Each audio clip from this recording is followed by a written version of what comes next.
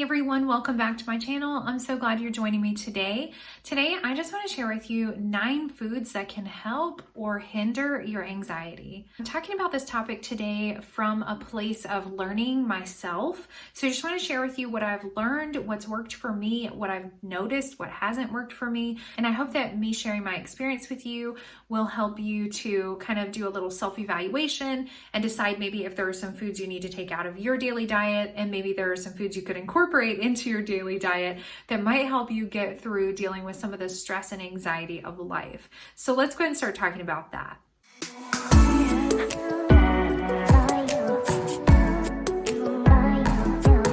All right, everyone, I am Catherine and I'm a certified mental health coach. I'm here to help you to deal with the things that are going on the inside so you can be healthy on the outside.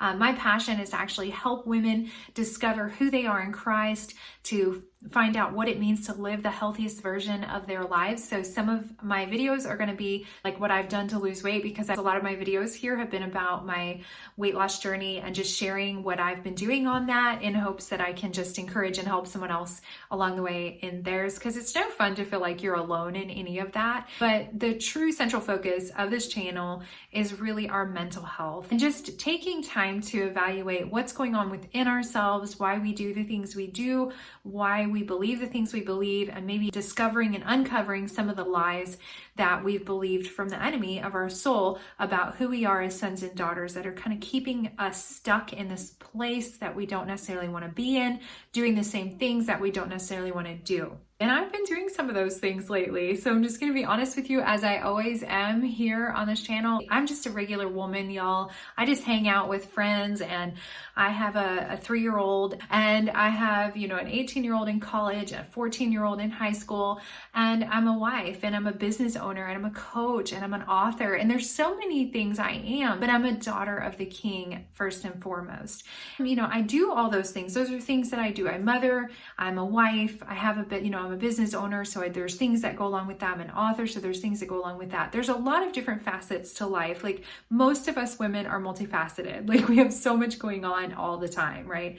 And that's kind of where I've been in an unhealthy place of being in too many places, being pulled in too many different directions at one time over the last few months probably. And some of it is just mental, not always things that are really going on in the outside world that are pulling at me. Maybe it's just that my thoughts are going in so many different directions, I feel pulled. It could be internal force or external force that's causing me anxiety and stress and lack of sleep, and just an overall feeling of overwhelm, or not really knowing how to handle little tiny things that come my way, because there's so many big things that I got going on that I haven't really dealt with yet. I hope that this is like relating. I hope you guys totally get where I'm at or where I'm coming from here. So there's some of the things that I have definitely been struggling with is just trying to be there for everyone. I am such a people pleaser. I really love to help people. I do genuinely love that.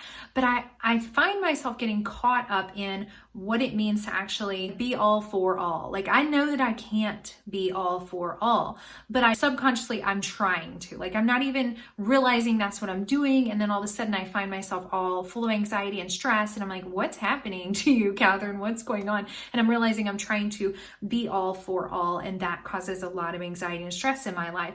So I've just decided that, if there's like a little dog in the background right here of my video, that it doesn't really matter, because you know what, you guys, I'm a mom and I have children and they like to be in my office, and I can't have them in here while I'm filming, but hey, while I'm doing other things, that happens. So there's stuff like that. And I just have to say, you know what, that's okay for the mom that's watching this today, feeling like, gosh, I don't have anything together in life. And maybe you think somebody else has it all together, or everyone you see out in the world or in the social media world or whatever world you're a part of, you think they have it all together, that there's no flaws, no issues or whatever. Like, hopefully this kind of stuff, me being real, the fact that there's a toy in the background of my video, like, this is just the normal, regular life stuff that we're dealing with. So, like, we're all human and we're all in this together. And especially us ladies, we can feel so isolated, so alone, so much like we're the only ones dealing with these things. We're the only ones that battle these type of problems.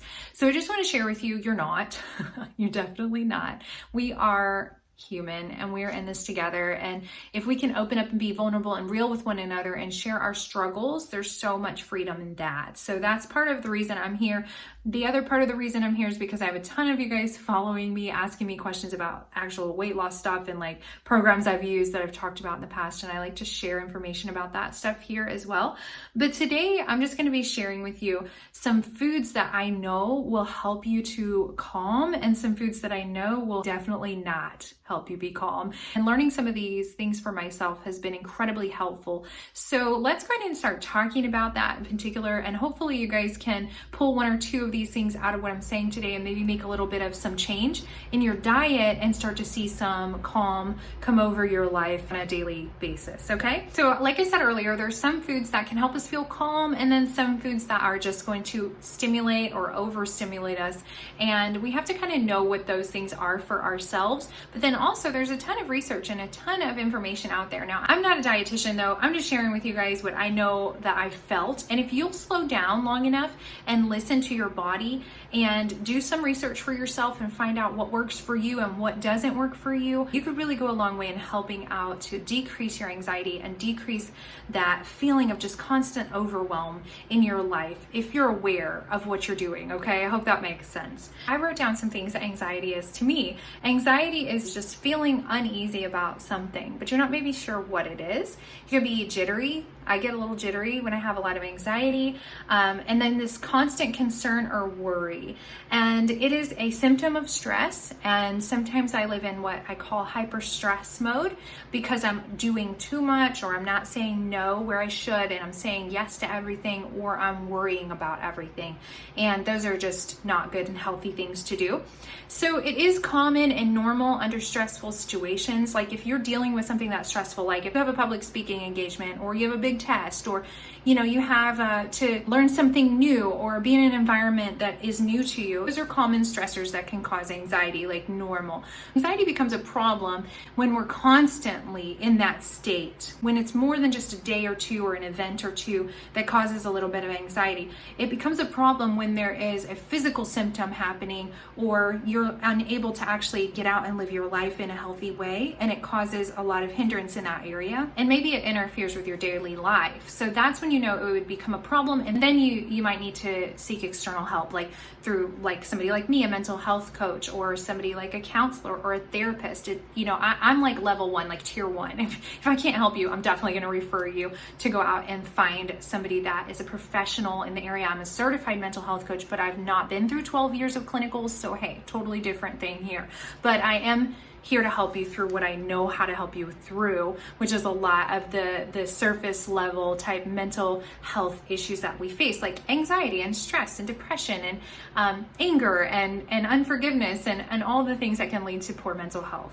And your diet alone can't cure anxiety, but it may be able to help. So here's some foods that you can definitely avoid in your life that are going to help you minimize your anxiety. If you're going into a stressful situation and you know it's going to be stressful and you know that you're going to be feeling some higher anxiety than you really wish that you were going to feel, just maybe avoid some of these items in your diet. Maybe avoid caffeine, like number 1. And that's a big thing for me to say, y'all, because I love some coffee.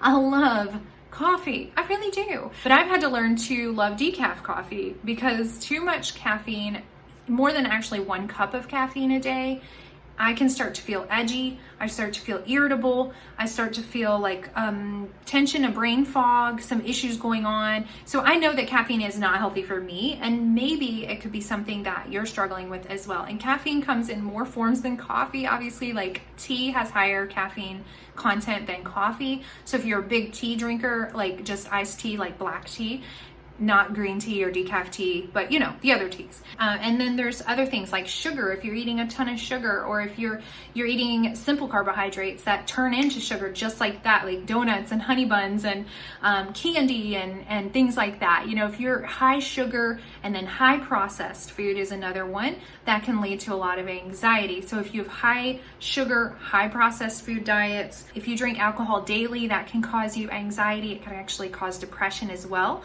So thinking about those few things, like alcohol, caffeine, sugar. I know that sounds like simple, right? Like we've heard this. Maybe you haven't heard this, but I've heard this for a really long time and have ignored it. So maybe you've ignored it too. I don't know. And then processed foods. Processed food is just like, obviously like hot dogs, things like that, but high fat foods, like high fat fried foods, things like that. So if your diet consists of those primarily, and for a long time mine did, my primary diet was I wake up in the morning, I have 2 cups of coffee before I leave to go to work with no food. I go to work and then I find some kind of pastry or something that is fast, like a sausage biscuit that's frozen that I throw in the microwave, all processed, all not good for you, all turns into sugar, all high in fat. And then I'd have another cup of coffee between my brunch and my lunch, if I even got lunch for the day.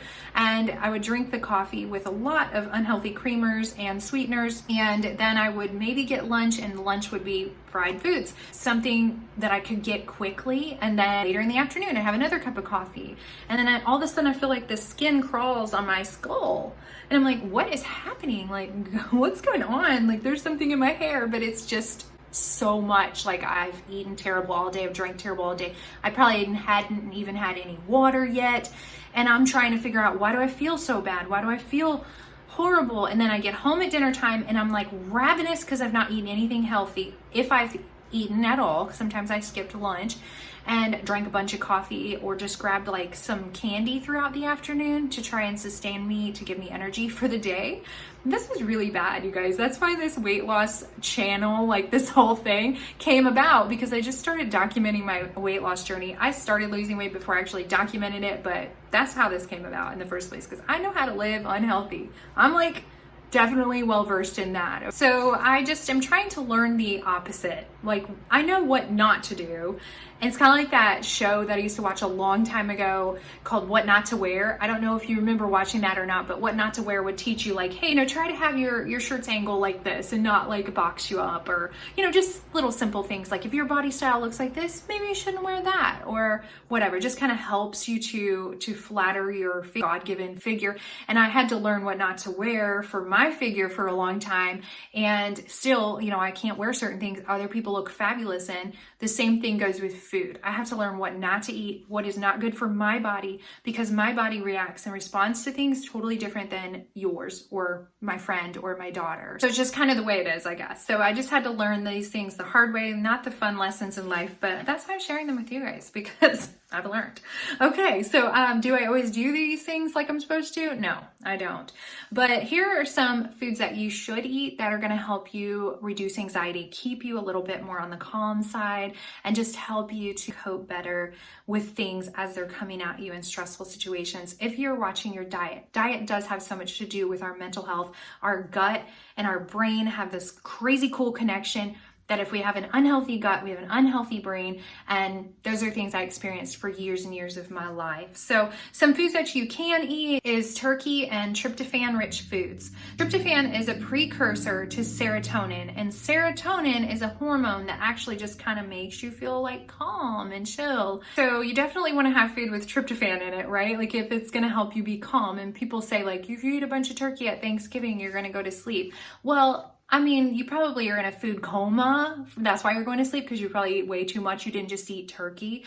But if you just ate turkey alone, it is going to make you feel a lot more chill, a lot more laid back, and you might take a nap. So who knows? Some other foods that you can eat is like chicken and bananas. Bananas is really good and high in tryptophan. Milk, oats, soy, nuts, and seeds. Those are just some options to give you some higher serotonin levels throughout the day. Okay, so another group of foods that you can eat that are gonna help you feel more calm and more at ease are foods that are high in vitamin B. I had to learn this the hard way too, because I was trying to figure out, why don't I feel good? Something's wrong. I'm eating all the right things, but I wasn't eating enough of the right things, and I needed a supplement. So sometimes eating the foods that are high in B vitamins is good, but if you're not eating enough of them, you could just need a B vitamins. I just went ahead and got some extra B12 going in my diet, and I felt better automatically. But foods that are high in B vitamins are foods like beef, and I don't eat a lot of beef, so that, hey, I'm out on that one. But chicken is high in B vitamins. Some leafy greens are high in B vitamins. Oranges and citrus fruit rice, nuts, and seeds, those are all high in B vitamins. So maybe you can increase eating some of those foods in conjunction with your bananas and your tryptophan food. Okay, so another really important one, I talked about simple carbs earlier not being so fun, but complex carbohydrates are really good for your mood. And I know, there's this whole like no carb fad diet thing that's been around for a long time called keto diet. I know that it's been out there. I've tried it. It didn't work good for me because I need carbs and I need good carbs, like healthy carbs. The carbs I'm talking to you about today called complex carbs. Those are things like whole wheat bread and brown rice, the things that are not going to break down and turn straight into sugar the minute you consume them, like chips and fried foods and white breads and white rice, stuff like that. And then lastly is foods that are high in protein. High protein foods give you energy. They help you be able to focus better, which is really great. And I totally need that. But my body type needs high protein food to keep me going, to give me sustainable energy and help me feel full longer. So there's lots of different really good benefits for high protein foods. One of my favorite high protein foods is just Greek yogurt. It's a really simple one that you can just grab and go. You can get pre-done cups, or you can just like portion them out and take them with you to work or the office or wherever you're going to go. I like to have Greek yogurt pretty much every single morning, and I do it up different all the time. I might add peanut butter to it, some honey, some chia seeds. I might put cinnamon in it and go with nothing else.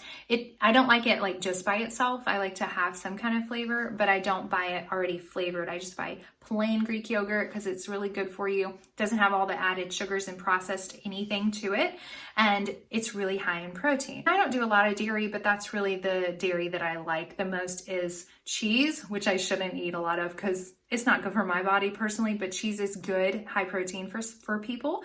But Greek yogurt is kind of my thing. So outside of the dairy realm, you can eat things that are, high in protein like meat. If you're not a meat eater, then you can eat things like nuts and beans and legumes. Another great source is eggs, and eggs are really great high protein, and fish. So if you're like, hey, I don't eat beef like me, I don't eat a lot of chicken maybe or whatever, I don't know, can I eat fish? Yes, fish is so good and high in protein, and lots of other healthful things like for your brain and your complex, your skin and all the things. So it's really good for you all around to eat fish if you can. So that's it for the list of foods that I think hinder or help my anxiety levels to either be better or be worse. So I hope that this has helped you guys today. If it has, please give me a thumbs up. Tell me you love my little dog in the background back there, and then just let me know, hey, what's going on in your life? And if you haven't already subscribed to my channel, I just want to take a minute and invite you to do that. Go ahead and click that subscribe button. Join me right here on Catherine May. You're going to be updated on lots and lots of really neat upcoming things that are going on for the next year. I'm already thinking about 2022 and how I can better serve my ladies here that are watching, that are hanging out with me, that are learning to get healthy from the inside out. So you definitely want to subscribe, click that little notification bell so that you'll be notified every time I upload new content here on Catherine May. And if you haven't checked out my new book, I just want to do a shameless plug here and tell you to go grab my new book. I'm so excited about it. I just share my story. I share a lot of where I've come from and how I've overcome some really crazy, serious mental hurdles and battles that I've had to deal with in life, and how God has brought me through what I went through to where I am today. So I'm so thankful for that story. And thank you for those of you who have gotten my book and have shared with me your testimony of what it's done in your life and how it's really affected you or helped you or changed some ways that you were thinking about yourself already. So those have just brought lots of joy and tears around here in the May family. And I just love sharing those with my husband every time they come in. So you guys email me, send me messages on Instagram. I love to hear them. I love to talk with you, and I love to respond to you and just have a conversation. That's what I'm here for. It's all about connecting with one another and being real and sharing and being open and honest and vulnerable. So if you want more information about what a mental health coach is, or my book, or my story in general, I have a lot of information about myself, where I've come from. I have a blog. You guys can go check all that out on my website, and I will link that in the description below. So thank you guys so much for hanging out with me this week. I hope that you have a great rest of your day, and I'll talk to you soon. Bye.